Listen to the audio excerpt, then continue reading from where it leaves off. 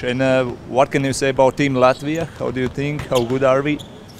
Great team. Obviously, I was recently playing for the coach of your team, and I know the style that he likes to play. And you guys have a lot of players that fit his system perfectly, guys who can shoot the ball at a high level, play up tempo, play with pace.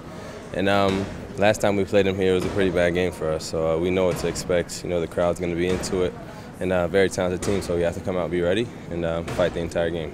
Yeah, what can you say about Roland Schmitz? You know him very well. How good is he? He's a really good player. Obviously, I was one of the guys that talked to him last summer before he came and joined us in Ephes. And now that I've played with him for a year, I told him he can't score on me in the post. So if we get a mismatch, I know what's coming. So it's going to be fun, play against one of my teammates, and we'll see what happens. Talking about people you really know good, Vasa Micic is here. Yeah. Did you speak to him? Yeah, I saw him yesterday when we got in, and obviously that's one of my good friends. And we've played with each other for a long time. We do a lot of the same things on the court. And we helped each other grow when we got together probably 7, 8 years ago now. So one of my really good friends. Obviously, we played them in a couple of days, and it'll be exciting. But we got to take it day by day. We have a very important game tomorrow, so we'll look towards that when that comes around. It seems like it's between Serbia and Turkey on paper that those are the two best teams in the group right now. I mean, every team can, come out and surprise you. At the end of the day, every team is playing for their country here. Going to play with a lot of pride, a lot of energy, and you got to come out and take every game seriously. And it starts tomorrow. We can't look past anybody. Obviously, a very good team coming in here on the home floor, so got to be focused on that first. Alperen Şengün returns to the team after the 2022 EuroBasket, and back then he was only an NBA rookie. Now he's an All-Star. So could you just talk about his development as a player and his improvement? I mean, I think we all can see it. Alperen's grown into an NBA All-Star, one of the best players in the NBA, and he has the talent to continue to grow. When he first came here, he was a rookie, like you said, and there was a lot of things that he needed to work on to become more efficient. And I think, with his style and the way that he's played in the NBA and the way they've allowed him to make mistakes in order to take those steps have been important for him.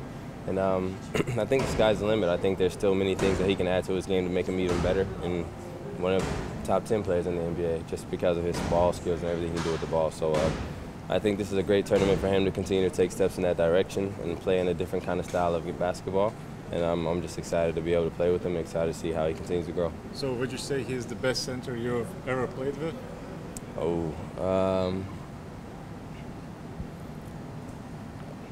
I've been playing a long time, man. It's a tough question. But, I mean, I think he's the only NBA center that I played with that was an All-Star. So if you count Dirk as a fourth, obviously you can't really go against that. But, yeah, I would say thus far he's probably the best center that I've played with. You mentioned that game 3 years before here. How Team Turkey has changed in those 3 years? I think we've all grown. At that time we were very young, and I think we've all grown and played important games that have helped us gain experience and know how to win in these tough environments. And I think that's probably the biggest thing that we've done. We haven't really added many new players. Obviously, Alperen's grown, Jetty's grown, I've grown, Ercan, Seamus. A lot of guys have taken steps to become more important players on their teams, and I think that's just going to help us because I think the confidence that we have now is much bigger than what we had way back then.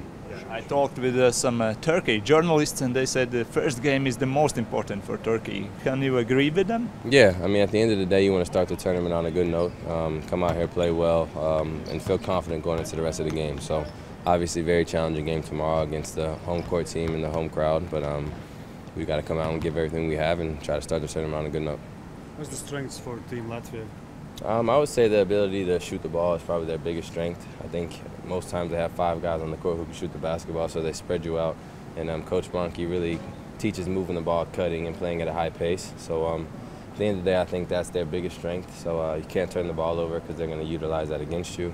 And just try to play and slow down their pace and kind of get them in the half court and make them play longer than 10 seconds on offense. I think that is one of the keys for us tomorrow's game.